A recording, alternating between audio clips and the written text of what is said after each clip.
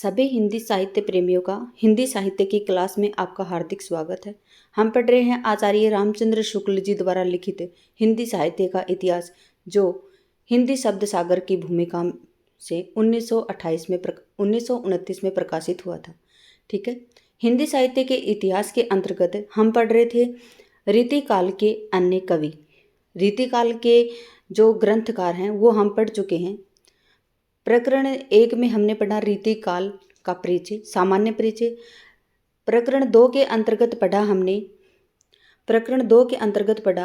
रीति ग्रंथकार। रीतिकाल के अंतर्गत जो रीति ग्रंथकार लिखने वाले थे वो, और ये हैं रीतिकाल के। प्रकरण 3 के अंतर्गत पढ़ रहे हैं हम रीतिकाल के अन्य कवि। ठीक है,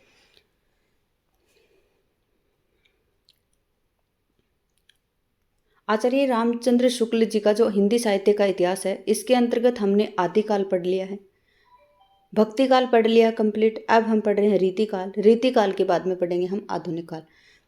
इस वीडियो के अंतर्गत हम हिंदी साहित्य का इतिहास है आचार्य रामचंद्र शुक्ल जी का आधा पढ़ चुके होंगे। ठीक है, हिंदी साहित्य के इतिहास के अंतर्गत जो हिंदी साहित्य का इतिहास है ये आचार्य रामचंद्र शुक्ल जी का, इसकी श्रृंखला छूट सी गई थी। ठीक है, अब हम इसको नहीं छोड़ेंगे। 1-2 वीडियो कम से कम, इसके एक वीडियो तो पक्का मैं डेली अपलोड करती रहूँगी। ठीक है, देखिए आज हम शुरू करते हैं रीतिकाल के अन्य कवि। रीतिकाल के जो रीति ग्रंथकार थे वो हम प्रकरण 2 में पढ़ चुके हैं। आज हम पढ़ रहे हैं प्रकरण 3। ठीक है, चलिए। रीतिकाल के प्रतिनिधि कवियों का जिन्होंने लक्षण ग्रंथ के रूप में रचनाएं की हैं, संक्षेप में वर्णन हो चुका है। ठीक है, रीतिकाल के जो प्रतिनिधि कवि हैं जिन्होंने लक्षण ग्रंथों के रूप में रचनाएं की हैं, उनका वर्णन हम संक्षेप में कर चुके हैं। पीछे हम पढ़ चुके हैं प्रकरण 2 के अंतर्गत। अब यहाँ पर इस काल के भीतर होने वाले उन कवियों का उल्लेख होगा जिन्होंने रीति ग्रंथ न लिखकर दूसरे प्रकार की पुस्तकें लिखी हैं। ऐसे कवियों में कुछ ने तो प्रबंध काव्य लिखे हैं, कुछ ने नीति या भक्ति ज्ञान संबंधी पद्य, और कुछ ने श्रृंगार रस की फुटकर कविताएं लिखी हैं। ये पिछले वर्ग के कवि प्रतिनिधि कवियों से केवल इस बात से भिन्न हैं कि इन्होंने क्रम से रसों, भावों, नायिकाओं और अलंकारों के लक्षण कहकर उनके अंतर्गत अपने पद्यों को नहीं रखा है। सॉरी। अधिकांश में ये भी श्रृंगारी कवि हैं और इन्होंने भी श्रृंगार रस के फुटकल पद्य कहे हैं। ठीक है, रचना शैली में किसी प्रकार का भेद नहीं है। ऐसे कवियों में घनानंद सबसे सर्वश्रेष्ठ हैं। घनानंद रीति मुक्त काव्यधारा के कवि हैं। आगे बढ़ेंगे। इस प्रकार के अच्छे कवियों की रचनाओं में प्राय मार्मिक और मनोहर पद्यों की संख्या कुछ अधिक पाई जाती है। बात यह है कि इन्हें कोई बंधन नहीं था, मतलब ये रीति से मुक्त थे। रीति मुक्त काव्यधारा के कवि कौन है? घनानंद। इसके सिवा घनानंद, आलम, ठाकुर, बोधा, द्विजदेव, ये सभी क्या हैं? रीति मुक्त धारा के कवि थे। जिस भाव की कविता जिस समय सूझी ये लिख गए। जिस भाव की कविता इनको जिस वक्त सूझी तो ये उसी वक्त लिख गए। रीतिबद्ध ग्रंथ जो लिखने बैठते थे उन्हें प्रत्येक अलंकार और नायिका को उदाहरित करने के लिए पद्य लिखना आवश्यक था, जिनमें सब प्रसंग उनकी स्वाभाविक रुचि या प्रवृत्ति के अनुकूल नहीं हो सकते थे। आगे है रसखान, घनानंद, आलम, ठाकुर आदि जितने प्रेमोन्नत कवि हुए हैं उनमें किसी ने लक्षणबद्ध रचना नहीं की है। ठीक है, रसखान ने नहीं की, घनानंद ने, आलम ने, ठाकुर ने, इन्होंने लक्षणबद्ध रचना नहीं की है। प्रबंध काव्य की उन्नति इस काल में कुछ विशेष न हो पाई। लिखे तो अनेक कथा प्रबंध गए, पर उनमें से 2 ही 4 में कवित्व का यथेष्ट आकर्षण पाया जाता है। सबल सिंह का महाभारत, छतर सिंह की विजय मुक्तावली, गुरु गोविंद सिंह का चंडी चरित्र, लाल कवि का छत्र प्रकाश, जोधराज का हमीर रासो, गुमान मिश्र का नैषध चरित्र, सरयू राम की जैमिनी पुराण, सुदन की सुजान चरित्र, देवी दत्त की वैताल पच्चीसी, हरनारायण की माधवनाल कामकंदला, ब्रजवासी का ब्रज विलास, याद रखेंगे ये इनकी रचनाएं हैं। गोकुलनाथ आदि का महाभारत, मधुसूदन दास का रामाश्वमेघ, कृष्णदास की भाषा भागवत, ठीक है, कृष्णदास की क्या थी, भाषा भागवत, और नवल सिंह कृत भाषा सप्तशती, आला रामायण, आला भारत, मूल ढोला तथा चंद्रशेखर का हमीरठ, श्रीधर का जंगनामा, और देखते हैं पद्माकर का राम रसायन, ये इस काल की मुख्य कथात्मक काव्य हैं। ठीक है, इनमें से चंद्रशेखर के हमीरहट, लाल कवि के छत्रप्रकाश, जोधराज के हमीर रसो, सूदन के सुजान चरित्र और गोकुलनाथ आदि के महाभारत में काव्योपयुक्त रसात्मक भिन्न भिन्न परिमाण में पाई जाती है। हमीर रासो की रचना बहुत ही प्रशस्त है। रामाश्वमेघ मेध की रचना भी साहित्यिक है। ब्रजविलास में यद्यपि काव्य के गुण अल्प हैं, पर उनका थोड़ा बहुत प्रचार कम पढ़े लिखे कृष्ण भक्तों में है। ठीक है, आगे देखते हैं। हाँ जी, कथात्मक प्रबंधों से भिन्न एक और प्रकार की रचना भी देखने में आती है, जिसे हम वर्णनात्मक प्रबंध कह सकते हैं। दान लीला, मान लीला, जल विहार, वन विहार, मृगा, झूला, होली वर्णन, जन्मोत्सव वर्णन, मंगल वर्णन, राम कलेवा इत्यादि इसी प्रकार की रचनाएं हैं। कौन सी हैं? वर्णनात्मक प्रबंध कहे जाते हैं इन्हें। बड़े बड़े प्रबंध काव्यों के भीतर इस प्रकार की वर्णनात्मक प्रसंग रहा करते हैं। काव्य पद्धति में ये जैसे श्रृंगार रस के क्षेत्र में नखशिख, षट ऋतु आदि लेकर स्वतंत्र पुस्तकें बनने लगी, वैसे ही कथात्मक महाकाव्यों के ये अंग भी निकालकर अलग पुस्तकें लिखी गई। इनमें बड़े विस्तार के साथ वस्तु वर्णन चलता है, कभी कभी तो इतने विस्तार के साथ कि परिमार्जित साहित्यिक रुचि के सर्वथा विरुद्ध हो जाता है।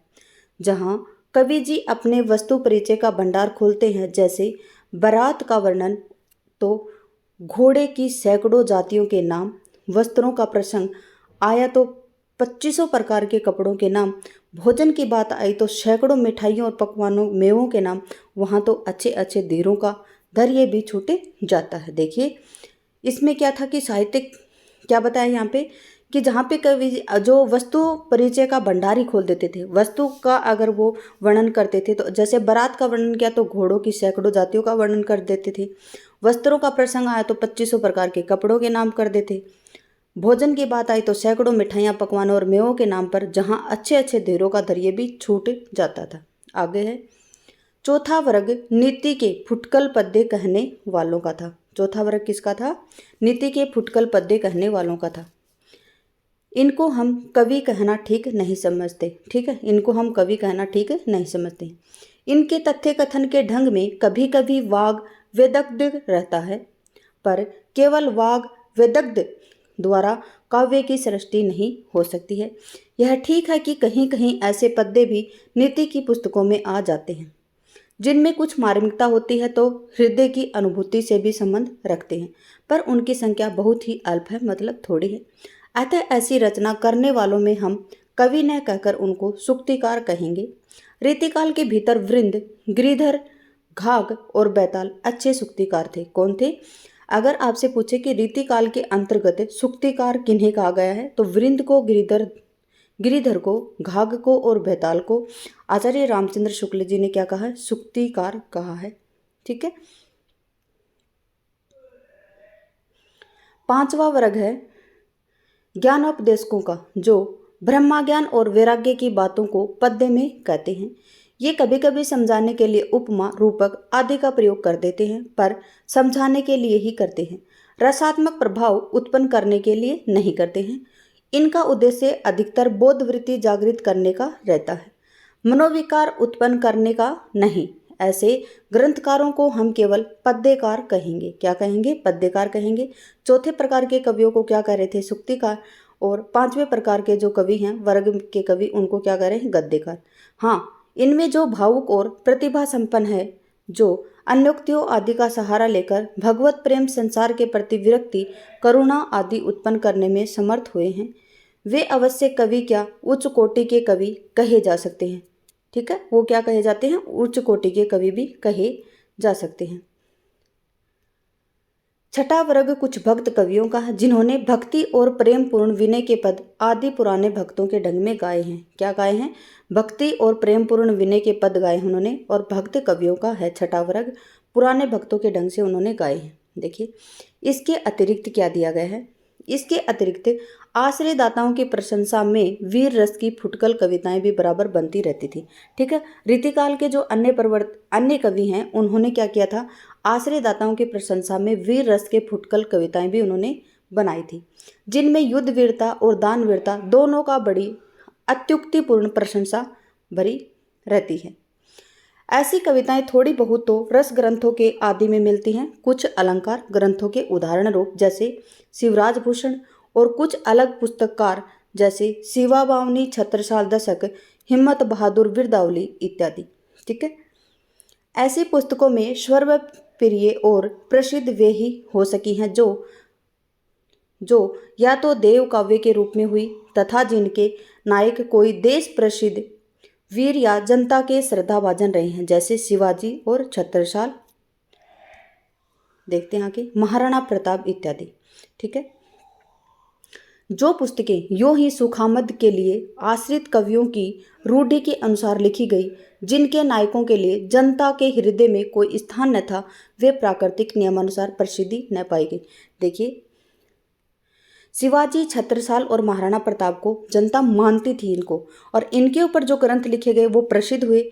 लेकिन जो पुस्तकें यूं ही खुशामद के लिए आश्रित कवियों की रूढ़ि के अनुसार लिखी गई, जिन्हें नायकों के लिए जनता के हृदय में कोई स्थान नहीं मिला, वे प्राकृतिक नियमानुसार प्रसिद्धि न पा सकी। ठीक है, बहुत सी तो लुप्त ही हो गई हैं। उनकी रचना में सच पूछे तो कवियों ने अपनी प्रतिभा का अपव्यय ही किया है। कहने का अर्थ यही है इनका यहाँ पे कि जिन महाराजाओं की शौर्यता का वर्णन जनता तक पहुँचता था, जनता जिनको मानती थी उनके काव्य हैं वो प्रसिद्ध हुए हैं, और जिनको नहीं मानती थी जनता वो काव्य प्रसिद्ध नहीं हुए हैं। उसमें कवियों ने अपनी प्रतिभा का अपव्यय ही किया है, मतलब बेवजह ही बहाया है, वहाँ पे उनकी प्रतिभा का कोई भी फायदा नहीं हुआ है। उनके द्वारा कवियों को अर्थ सिद्धि भर प्राप्त हुई है। क्या हुआ वहाँ पे? अर्थ सिद्धि, मतलब धन जरूर प्राप्त हुआ है, लेकिन यश का लाभ वहाँ पे नहीं हुआ है। यदि बिहारी ने जयसिंह की प्रशंसा में ही अपने 700 दोहे बनाए होते तो उनके हाथ केवल असरफियाँ ही लगी होती।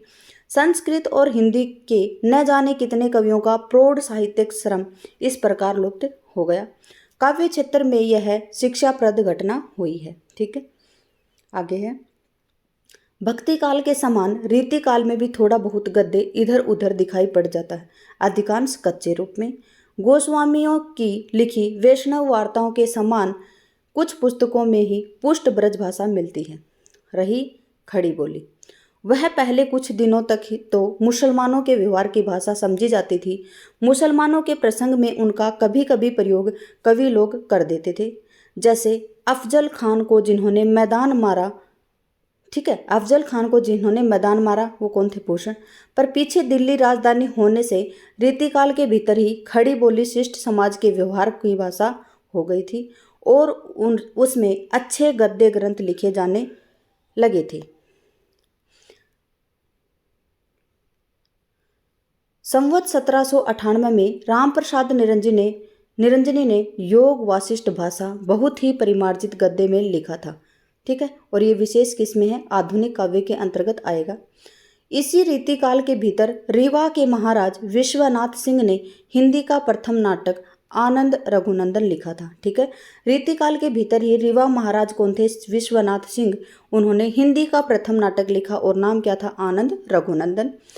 इसके उपरांत गणेश कवि ने प्रद्युमन विजय नामक एक पद्य नाटक लिखा था, जिसके पात्र प्रवेश विष्कंभक प्रवेशक आदि रहने पर भी इतिवृत्तात्मकता पद्य रखे जाने के कारण नाटक का प्रकृत स्वरूप न दिखाई पड़ा। रीतिकाल के अंतर्गत जो अन्य कवि हैं उसमें पहले कवि आते हैं बनवारी। बनवारी के बारे में हम पढ़ते हैं। ये संवत 1690 से 1700 के बीच रहे हैं, वर्तमान थे ये। ठीक है, कब थे ये? 1690 इनका जन्मकाल नहीं है और 1700 इनकी मृत्यु नहीं है।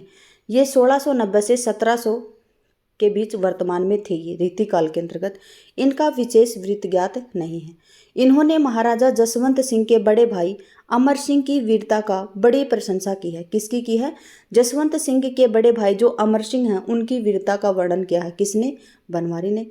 यह इतिहास प्रसिद्ध बात है कि एक बार शाहजहां के दरबार में सलावत खां ने किसी बात पर अमर सिंह को गंवार कह दिया था, जिस पर उन्होंने चट तलवार खींचकर सलावत खां को वहीं मार डाला था। इस घटना का बड़ा ओजपूर्ण वर्णन इनके इन पद्यों में मिलता है। देखिए, अमर सिंह थे ये, अगर आपको याद है तो मतीरे की राड़ कहाँ पे हुई थी? बीकानेर और नागौर के राजाओं के मध्य हुई थी। ठीक है, ये अमर सिंह वही हैं जिन्होंने अमर सिंह को जब वहाँ पे संदेश भेजा गया था कि आपके राज्य में मतीरे की राड़ चल रही है, तब वो वहाँ से वापस आना चाहते थे। लेकिन जब सलावत खां से कहते हैं वो कि मुझे शाहजहां से मिला दीजिए, तो सलावत खां उन्हें मना कर देते हैं। लेकिन मना करने के बाद में जैसे वो अमर सिंह शाहजहां से मिलने के लिए जाते हैं, उसके बगैर सलावत खां से बिना पूछे, तो वो बोलते हैं कि गवार है क्या? ऐसे बोलते ही वो अपने हाथ से कटार निकालते हैं और सलावत खां को वहीं पे मार डालते। ठीक है, ये अमर सिंह मतीरे की राड़ वाले अमर सिंह हैं। और इनके दरबार में कौन रहते थे? बनवारी। ये महाराजा जसवंत सिंह के बड़े भाई थे अमर सिंह। ठीक है, इतनी महत्वपूर्ण नहीं है लेकिन फिर भी मैं पढ़ देती हूँ।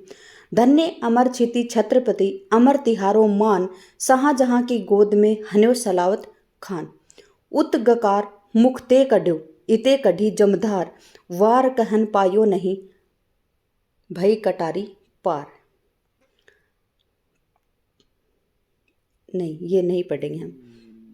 चलिए, बनवारी कवि की श्रृंगार रस की कविता भी बड़ी चमत्कारपूर्ण होती थी। यमक लाने का ध्यान इन्हें विशेष रहता था। इनका एक उदाहरण इस प्रकार से है, आप इसके उदाहरण को पढ़ना चाहे तो पढ़ सकते हैं। देखिए, इतनी अच्छी हैं ये पंक्तियाँ, आप स्वयं भी पढ़ सकते हैं। नेह बरसाने तेरे नेह बरसाने देखी, यह बरसाने बर मुरली बजावे गो, साजू लाल सारी लाल करे लाल सारी, देखे भी की लाल सारी लाल देखे सुख पावे गो। टाइम लगेगा इसमें। आगे है सबल सिंह चौहान। इनके निवास स्थान का ठीक निश्चय नहीं है। शिव सिंह जी ने यह लिखकर कि कोई इन्हें चंदागढ़ का राजा, कोई इन्हें सबलगढ़ का राजा बतलाते थे। किसने लिखा? शिव सिंह सरोज में शिव सिंह सेंगर ने ये लिखा है। क्या लिखा है? इनके निवास स्थान का तो कुछ ठीक पता नहीं है, लेकिन उन्होंने यही लिखा है कि कोई इन्हें चंदागढ़ का राजा कहता था तो कोई इन्हें सबलगढ़ का राजा कहता था। किसको? सबल सिंह चौहान को। यह अनुमान किया जाता है कि ये इटावे के किसी गांव के जमींदार थे। सबल सिंह ने औरंगजेब के दरबार में रहने वाले किसी राजा मित्रसेन के साथ अपना संबंध बताया है। इन्होंने सारे महाभारत के कथा दोहा चौपाइयों में लिखी थी। जो महाभारत की कथा है उसको इन्होंने दोहा और चौपाइयों में लिखी थी। इनका महाभारत बहुत बड़ा ग्रंथ है, जिन्हें इन्होंने संवत 1716 से संवत 1781 के बीच पूरा किया है। कब किया है? 1718 से लेकर 1781 तक पूरा किया है। ठीक है, इस ग्रंथ के अतिरिक्त इन्होंने ऋतु संहार का भाषानुवाद, रूप विलास और एक पिंगल ग्रंथ भी लिखा था, पर वे प्रसिद्ध नहीं हुए। ये वास्तव में अपने महाभारत के लिए ही प्रसिद्ध हुए थे। कौन? सबल सिंह चौहान। महाभारत का इन्होंने दोहा चौपाइयों में लिखा था। इनकी यद्यपि भाषा का ललित्य और काव्य की छटा नहीं है, पर सीधी सादी भाषा में कथा अच्छी तरह कही गई है। रचना के ढंग नीचे के अवतरण में विदित होते हैं। देखिए, ये आप स्वयं पढ़ेंगे। अभिमन्यु धाई खड़ग प्रहारे, सम्मुख जेहि पायो तेहि मारे, भूरी शर्वा बान दस छाटे, कुंवर हाथ के खड़ग गही काटे।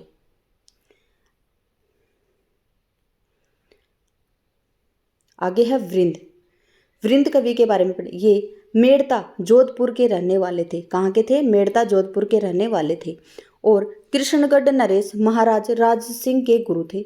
संवत 1761 में ये शायद कृष्णगढ़ नरेश के साथ औरंगजेब की फौज में ढाके कर दिए गए थे। इनके वंशधर अब तक कृष्णगढ़ में वर्तमान हैं। इनकी वृंद सतसई संवत 1761 में, जिसमें नीति के 700 दोहे बहुत प्रसिद्ध हैं। ठीक है, वृंद ने क्या लिखी थी? वृंद सतसई, जिसमें नीति के 700 दोहे संकलित हैं, बहुत ही प्रसिद्ध हैं। खोज में श्रृंगार शिक्षा इनकी 1748 और भाव पंचाशिका नाम की 2 रस संबंधी पुस्तकें और मिली हैं। श्रृंगार शिक्षा और भाव पंचाशिका किसकी हैं? वृंद की हैं। और ये क्या किससे संबंधित है? रस संबंधी पुस्तकें इनकी। पर इनकी ख्याति अधिकतर सूक्तिकार के रूप में हुई है। हम पीछे पढ़ चुके हैं कि सूक्तिकार के रूप में कौन थे? रसखान नहीं थे, और ही थे। एक घोग कवि था, एक वृंद थे। वृंद सतसई के कुछ दोहे नीचे दिए गए हैं, देखिए। भले बुरे सब एक सम, सोलो बोलत नाही, जानी परत है काग पिक, ऋतु बसंत के माही। हितहु की कहिए न तेहि, जो नर होए अबोध, जो नकटे को आरसी, होत दिखाए क्रोध। अगले हैं छत्र सिंह कायस्थ। ये बटेश्वर क्षेत्र के अटेर नामक गांव में रहने वाले श्रीवास्तव कायस्थ थे। इनके आश्रयदाता अमरावती के कोई कल्याण सिंह थे। इन्होंने विजय मुक्तावली नाम की पुस्तक संवत 1747 में लिखी थी, जिसमें महाभारत की कथा का एक स्वतंत्र प्रबंध काव्य के रूप में कई छंदों में वर्णित है। पुस्तक में काव्य के गुण यथेष्ट परिमाण हैं और कहीं कहीं की कविता बड़ी ही ओजस्विनी है। कुछ उदाहरण इनके दिए हैं। निरखत ही अभिमन्यु को विदुर ढुलावे शीस, रक्षा बालक की करो हे कृपाल जगदीश। आपुन कांधो युद्ध नहीं, धनुष दियो भू डारी, पापी बैठे गेह कत, पांडु पुत्र तुम चारी। पोरुष तजी लज्जा तजी, तजी सकल कुलकानी, बालक रनहि पठाए के, आपु रहे सुख मानी। अगला है कवच कुंडल इंदर लेने, बाण कुंती ले गई, भई बेरिनी मेदिनी, चितकरण के चिंता भई। आगे है बैताल। ये जाति के बंदीजन थे और राजा विक्रम शाही की सभा में रहते थे। यदि ये विक्रम शाही चरखारी वाले प्रसिद्ध विक्रम शाही हैं, तो जिन्होंने विक्रम सतसई आदि ग्रंथ लिखे हैं, और जो खुमान प्रताप आदि वाले कवियों में आश्रयदाता थे, तो बैताल का समय संवत 1839 और 1883 के बीच मानना पड़ेगा। पर शिवसिंह सरोज में इनका जन्मकाल कितना बताया है? संवत 1734 लिखा है। ठीक है। बैताल के ने गिरिधरधाय के समान नीति की कुंडलियों की रचना की है, और प्रत्येक कुंडलियां विक्रम को संबोधन करके कही गई हैं। इन्होंने लौकिक व्यवहार संबंधी अनेक विषयों पर सीधे साधे पर जोरदार पद्य कहे हैं। गिरधर राय के समान इन्होंने भी वाक चातुर्य या उपमा रूपक आदि लाने का प्रयत्न नहीं किया है। बिल्कुल सीधी सादी बात ज्यों की त्यों छंदोबद्ध कर दी गई है, फिर भी कथन के ढंग में अनूठापन है। एक कुंडलियाँ नीचे दी गई है, ये आप स्वयं पढ़ेंगे। मरे बैल गरियाए, मरे वह अड़ियल टट्टू, मरे करकसा नारी, मरे वह खसम निखट्टू। बहुत अच्छी पंक्तियाँ इनकी, पढ़ सकते हैं आप, वैसे इतनी इम्पोर्टेंट नहीं है। आलम, आलम के बारे में एक एक शब्द पढ़ेंगे, ठीक है, और आलम को ध्यान में भी रखेंगे। इसमें आलम बहुत महत्वपूर्ण है। ये जाति के ब्राह्मण थे और शेख नाम की एक रंगरेजिन के प्रेम में फंसकर पीछे से मुसलमान हो गए थे। पहले क्या थे? जाति के ब्राह्मण, और शेख नाम की एक रंगरेजिन थी, उसके प्रेम में फंसकर क्या हो गए? मुसलमान हो गए थे। उनके साथ विवाह करके रहने लगी। ठीक है, शेख रंगरेजिन थी, उसके साथ में ये प्रेम विवाह कर लिया था इन्होंने। आलम को शेख से जहान नाम का एक पुत्र हुआ। आलम को शेख से क्या हुआ? जहान नाम का एक पुत्र हुआ। ये औरंगजेब के दूसरे बेटे मुअज्जम के आश्रय में रहते थे और पीछे बहादुर शाह के नाम से गद्दी पर बैठे थे। ठीक है, ये औरंगजेब के बेटे थे, दूसरे बेटे थे जो मुअज्जम, उसके आश्रय में रहते थे, और जो पीछे बहादुर शाह के नाम से गद्दी पे बैठे थे। कौन बैठे थे? मुअज्जम है ना, वो बहादुर शाह के नाम से किस पर बैठे थे? गद्दी पर बैठे थे। अतः आलम का कविता काल संवत 1740 से संवत 1760 तक माना जाता है। इनका जो आलम का कविता काल है वो कब से माना जाता है? 1740 से 1760 तक। इसकी एक एक लाइन में आपको समझा के पढ़ाऊंगी, क्योंकि ये इंपॉर्टेंट है। परीक्षा में इसके क्वेश्चन आते हैं। इनकी कविताओं का एक संग्रह आलम केली नाम से निकला है। आलम का किसके नाम से निकला है एक कविताओं का संग्रह? तो आलम केली नाम से निकला है। इस पुस्तक में आए पद्यों के अतिरिक्त इनके और बहुत से सुंदर और उत्कृष्ट पद ग्रंथों में संग्रहित मिलते हैं और लोगों के मुँह से सुने जाते हैं। पंक्तियाँ है कि इस पुस्तक इसमें आलम केली में आए पद्यों के अतिरिक्त इनके और बहुत से सुंदर और उत्कृष्ट पद्य ग्रंथों में संग्रहित मिलते हैं और लोगों के मुंह से सुने जाते हैं। ये पंक्ति किसके प्रति है? तो आलम के प्रति है। किसने कही है? रामचंद्र शुक्ल जी ने कही है। ठीक है, आगे देखिए। शेख रंगरेजिन भी अच्छी कविता करती थी। ठीक है, शेख रंगरेजिन थी, वो भी अच्छी कविता करती थी। आलम के साथ प्रेम होने की विचित्र कथा प्रसिद्ध है। कहते हैं कि आलम एक बार उसे पगड़ी रंगने को दी थी, जिसकी खूंट में भूल से कागज का चिट बंधा चला गया। उस चिट में दोहे की एक आधी पंक्ति लिखी थी, कनक छरी सी कामिनी काहे को कटी छीन। शेख ने दोहा इस तरह पूरा करके कटी को कंचन कोटि विधि कुजन मध्य धरी दीन। उस चिट को फिर ज्यों का त्यों पगड़ी में की खूंट में बांधकर लौटा दिया गया। ठीक है, देखिए, जो संघ शेख नाम की रंगरेजिन थी उसको उन्होंने अपनी पगड़ी दी और उसमें एक चिट लिखी। किसने लिखी? आलम ने। और वो चली गई, कनक छरी सी कामिनी काहे को कटी छीन। फिर वो शेख के पास में वो चिट पहुंची तो शेख ने उस दोहे को पूरा किया और अगली लाइन, कटी को कंचन काटी विधि कुचन मध्य धरी दीन। ठीक है, तो ये पंक्ति पूछे आपसे कि कनक छरी सी कामनी काहे को कटी छीन, ये आलम की पंक्तियां हैं। और कटी को कंचन काटी विधि कुचन मध्य धरी दीन, ये शेख की पंक्तियां हैं। ठीक है, फिर उस चिट को ज्यों का त्यों पगड़ी की खूंट में बांधकर शेख ने किसको लौटा दिया? आलम को लौटा दिया। उसी दिन से आलम शेख के पूरे प्रेमी हो गए और अंत में उनके साथ विवाह कर लिया। शेख बहुत ही चतुर और हाजिर जवाब स्त्री थी। एक बार शाहजादा मुअज्जम ने हंसी में शेख से पूछा, क्या आलम की औरत आप ही हैं? शेख ने चट उत्तर दिया, हाँ जहाँपना, जहान की माँ मैं ही हूँ। ठीक है, जहान क्या था? उनके पुत्र का नाम था। आलम केली में बहुत से कवित शेख ने के भी रचे हुए हैं। आलम के कवित सवियों में भी बहुत सी रचना शेख की मानी जाती है। जैसे नीचे लिखे कवित में चौथा चरण शेख का बनाया कहा जाता है। कौन सा चौथा चरण? ये देखिए, प्रेम रंग पगे जगमगे जगी जामिनी के, जोबन की ज्योति जगी जोर गत है। मदन के माते मतवारे ऐसे घूमत है, झूमत है झुगी झुगी झपी उग रत है। आलम सो नवल निकाई इन नैनन की, पाखुरी पदुम पे भंवर थिरकत है।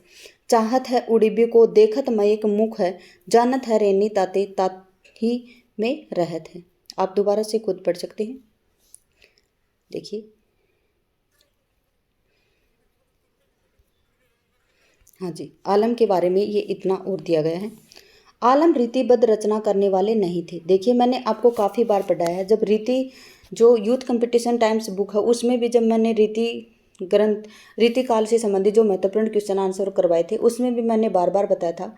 आलम ठाकुर बोधा, घनानंद द्विजदेव ये सभी रीति मुक्त काव्य धारा के कवि थे। तो ये रीति ग्रंथ नहीं करते थे। ठीक है, रीतिबद्ध रचना करने वाले कवि नहीं थे। ये प्रेमोन्नत कवि थे और अपनी तरंग के अनुसार रचना करते थे। इसी से इनकी रचनाओं में हृदय तत्व की प्रधानता मिलती है।